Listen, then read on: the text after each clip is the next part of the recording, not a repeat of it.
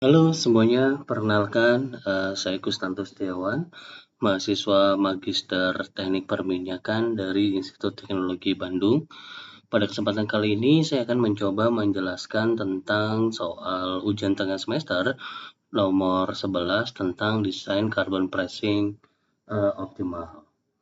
Bagaimana langkah teknis yang nanti diperoleh serta analisis politikal ekonomi dari penerapan harga karbon di sistem kelistrikan Jawa Bali. Kita akan membahas secara runtun, mulai dari perhitungan biaya marginal PLTU dan PLTGU, perhitungan harga karbon optimal, analisis risiko politik dan ekonomi, dan yang terakhir adalah kesimpulan. Saya mulai dulu dari pertanyaannya. Pertanyaannya adalah tentang target emisi 2030 adalah 125 juta ton CO2, turun dari 185 juta ton.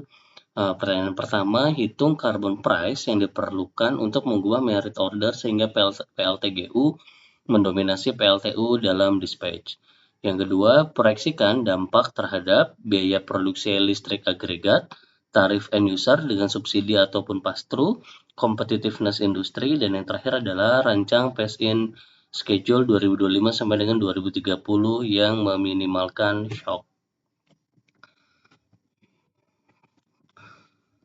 Kita mulai dengan soal tentang carbon pricing ini. Secara konsep, carbon pricing semakin tinggi harga karbon membuat biaya operasi PLTU naik dan merit order berubah sehingga penetrasi energi bersihnya naik.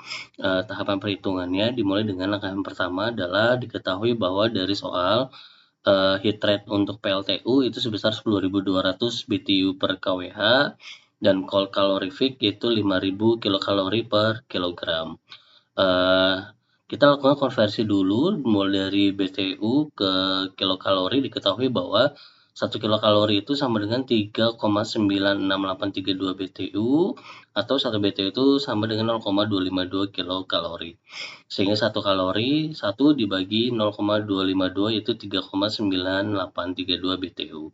Sehingga kita akan dapat nih nilai dari kalorifik per tonnya yaitu 5.000 kilokalori per kilogramnya dikali dengan 3,96832 dan juga dikali 1000 sehingga didapatkan nilai 19.841.600 BTU per ton. Atau bisa kita simpulkan bahwa fuel cost coal per kWh sama dengan 10.200 dibagi 19.841.600 dikali 850.000 sehingga didapatkan fuel cost coal per kWh yaitu Rp436,96. Tahap selanjutnya itu adalah untuk menghitung PLTGU dengan diketahui dari soal bahwa heat rate-nya ada di 6.800 BTU per kWh sehingga fuel cost gas per kWh-nya adalah 6.800 dibagi dengan 1 juta dikali 130.000, maka akan didapatkan fuel cost gas per kWh-nya di Rp884 per kWh. Langkah kedua, kita menghitung fuel cost dengan variable operation and maintenance, di mana secara rumus PLTU SRMC tanpa karbon sama dengan fuel cost per kWh ditambah carbon cost per kWh. Diketahui dari soal nilai carbon cost per kWh-nya adalah Rp45 sehingga PLTU SRMC tanpa karbon sama dengan Rp436,96 ditambah 45 sama dengan 481,96 per kWh. Bagaimana untuk PLTGU? PLTGU juga sama, fuel cost gas per kWh-nya ditambah dengan variable operation and maintenance cost. Untuk PLTGU ini nilai variable operation and maintenance cost-nya ada di Rp35 sehingga PLTGU SRMNC tanpa karbon Rp884 ditambah 35 sama dengan 919 per kWh.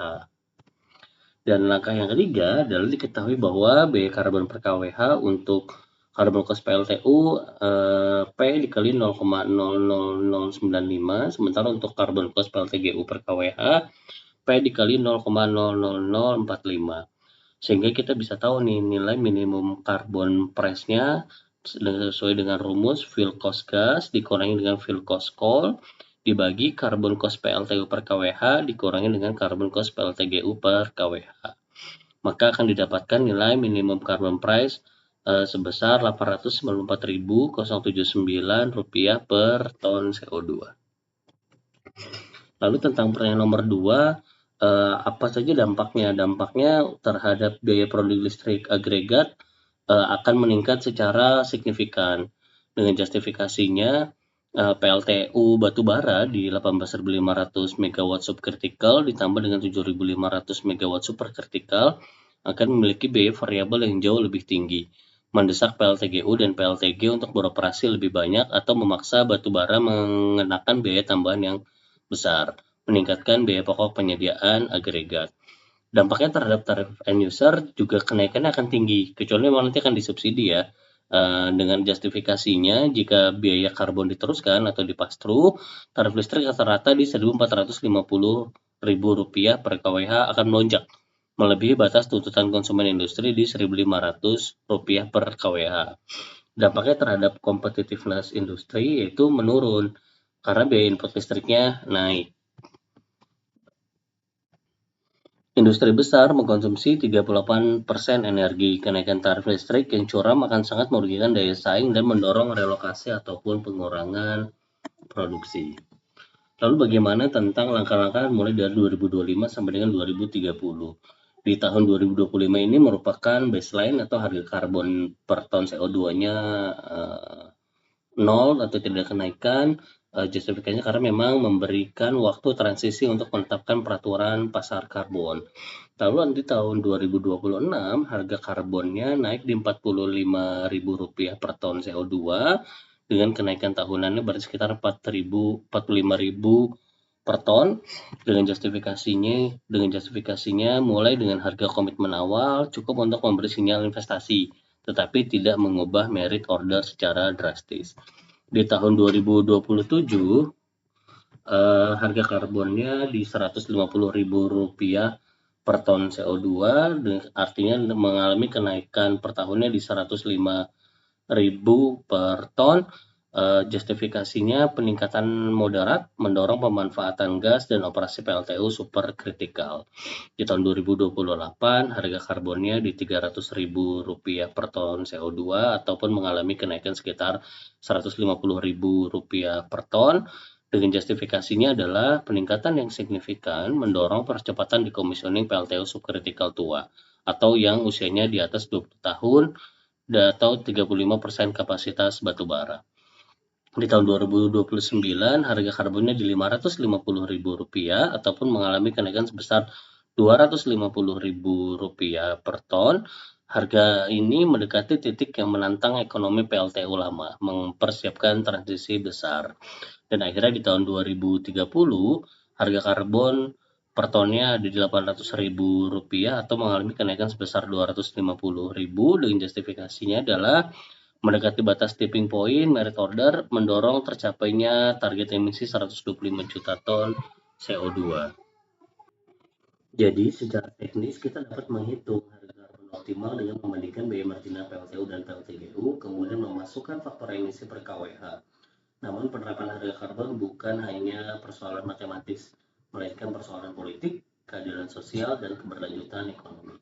Nah, itulah penjelasan lengkap mengenai perhitungan carbon pricing dan analisis political ekonomi untuk sistem kelistrikan Jawa Bali tahun 2025 sampai 2030. Terima kasih telah mengikuti penjelasan ini. Sekian, terima kasih.